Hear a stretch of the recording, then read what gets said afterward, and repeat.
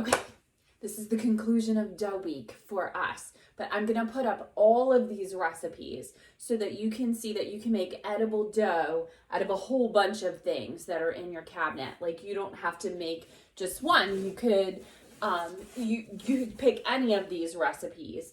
I'm gonna choose the icing dough because last night I made a cake and I used this icing. So I have this left over because I didn't put all of the whole can on the cake.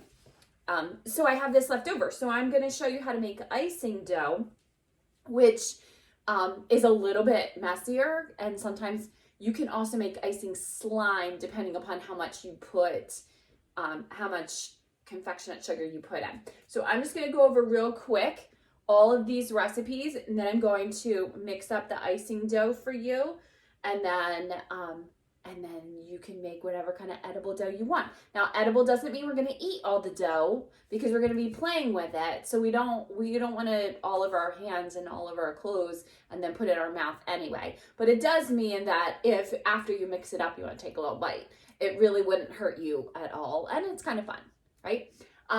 This icing dough, let me just say too, if you make it in different colors and you put it in the refrigerator, when you bring it out, you can pretend it's ice cream because it will form like in an ice cream scoop.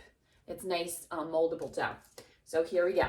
So pudding dough. So if you took a box of instant pudding and then you added our magic cornstarch, which so you take 1/4 of a cup of this, 3/4 of a cup of that cornstarch, and then some warm water, and you kept molding it together, it would make a dough. Also smells really good, like, because depending upon whatever kind of pudding you used, it would smell really good. So it's nice scented dough. Icing dough is the one I'm going to make with you. So it's 1-to-1 correspondence. So this happens to say 1 cup of icing and 1 cup of powdered sugar. I'm actually going to show you with 1/4 of a cup, and it's going to make you a dough ball about this size. So, you know, you just make the proportions however much you want to make. Jello dough. So this one you can make a couple different ways. This one actually makes almost like a slimy dough. This one is 1 box of Jello, like the gelatin mix, and then 1 cup of cornstarch and 1/2 cup of water. There's also ways to make it into dough with cream of tartar. I do not happen to have that stuff around my house. I'm not that big of a baker, so I don't have that. This one is the one that I showed you the other day with you take a box cake, 1/2 cup of some kind of edible oil like olive oil or cornstarch oil, or corn oil or canola oil, some kind of oil, and then 3 tablespoons of cornstarch, and you just keep adding that up. Same thing with powdered sugar. You can add those in. Those just make it silky and moldable. And then if all else fails and what you have in your cabinet is the old staples, you can make salt dough, which salt dough is just 2 cups of all-purpose flour and then 1 cup of salt and then cold water until you mold it until it's a dough. The good part about salt dough is you can also make that into ornaments, and you can bake those. The bad part about salt dough is it does not last at all. So like this kind of dough, you could put in your refrigerator and play with it day after day. Like this was made like 2 days ago.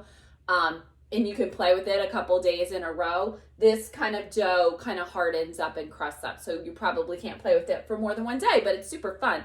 But if you lay it out flat and bake it, you can bake it into ornaments. Like we make Christmas tree ornaments out of it sometimes. So plain old ordinary salt dough. So here's icing dough. You take whatever proportion you're going to use. So for us, that's going to be 1/4 of a cup. This happens to be chocolate icing because guess what? That's what I had on my cake. No, like I said, we're going to use whatever we have at our house. You're going to take that. And then you're going to take confectioner's sugar. Like I said, if you didn't have this lying around, which I did not, again, not a huge baker, but if you didn't have this lying around, I ordered this from Amazon and it came overnight. So some things from Amazon come a little quicker than others.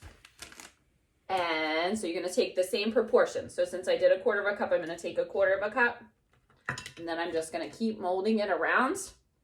Keep rolling it around Keep molding it around until it becomes dough. And it doesn't take that long. Like you just keep folding it and folding it and folding it, folding the dry ingredients into the wet ingredients. Let me just say while I'm on here with my Kane Brown shirt on. So Kane Brown was the last large event that I got to go to. And my really good friend Mackenzie loves Kane Brown. I bought her a shirt while I was there because her and I are huge fans. So Mackenzie, I hope that you are following all the directions of your mama. And I hope you're having a good time homeschooling. And I can't wait to see you when we get back. I mean, I know you're going to spend bring your child to work day with me, but you know, next year you'll definitely get to do it, right? Or maybe during the summer. Maybe we can see each other during the summer. But hi, Mackenzie. So here it is. See that?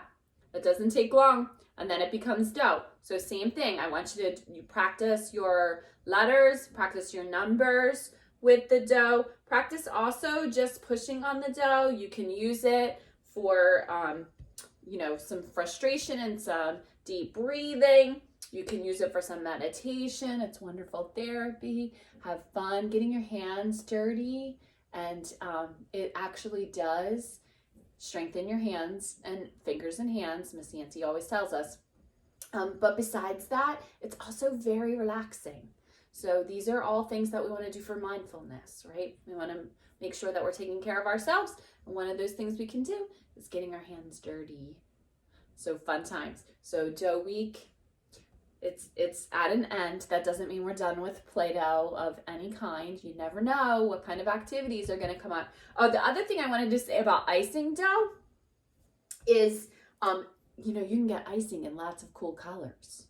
So you don't even have to color icing. I mean, if you got the white icing, you could do the food coloring, but you wouldn't even need to, because icing comes in a bunch of different colors. Again, dollar store items, right? We're not trying to break you. Dig through those cabinets, see if you have some gelatin, see if you have some pudding, see if you have some cake mix, see if you have some icing lying around. If not, good old salt, flour, cold water. Enjoy. I will see you next week.